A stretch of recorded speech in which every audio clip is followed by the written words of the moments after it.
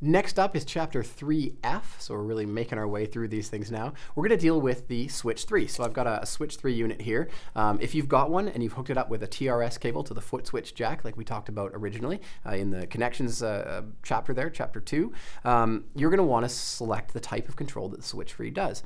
So we've defaulted it to preset down on switch 1, preset down, preset up, and hit plus talk, which means hit on, hit off, or press and hold for talk mode. Now I'm not going to demonstrate all of these, I'm just going to show you how to make the changes because you're going to want to find the settings that work for you.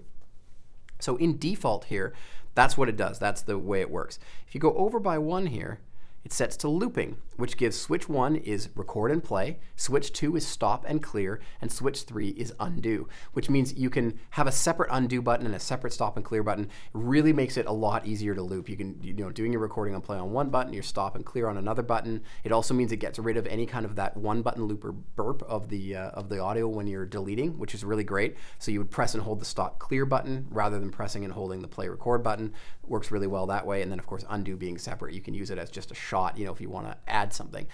Keep in mind too that undo also acts as redo. So you're undoing the undo. There's some logic for you. But essentially if you've built up a bunch of things and then you tear them all down with the undo, you go add with an overdub, and then you say, I want to undo that overdub.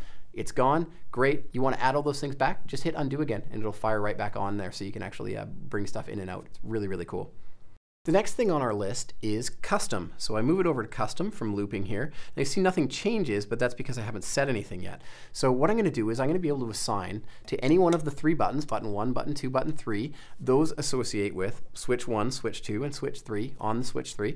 And I can assign whatever I want to them. So I just go through the menu here and I can find looping controls. I got things like tap tempo, so you could permanently have a tap tempo assigned to one of your buttons if you're changing tempos throughout your songs and you haven't set those tempos within the preset itself. You can easily be tapping tempos for delays and stuff. We can go down to switch 2 here. We might say, oh, I'd like to have, say, let's say momentary harmony on there. So I just, when the button's pressed down, the harmony's on, and when the button is off, the harmony's off. Assign that and assign switch 3 to something else. We'll find something random here. Let's see. We got, stop there. Harmony plus key. Well, that's going to be useless with 2. There, rhythm. So now you got your rhythmic block that could come on and off whenever you want. You'd have a chopper effect or something that's available to you all the time. So you can go back to any of those modes anytime you want. If I want to go back to the default mode or to the looping mode, I can just select those as I go.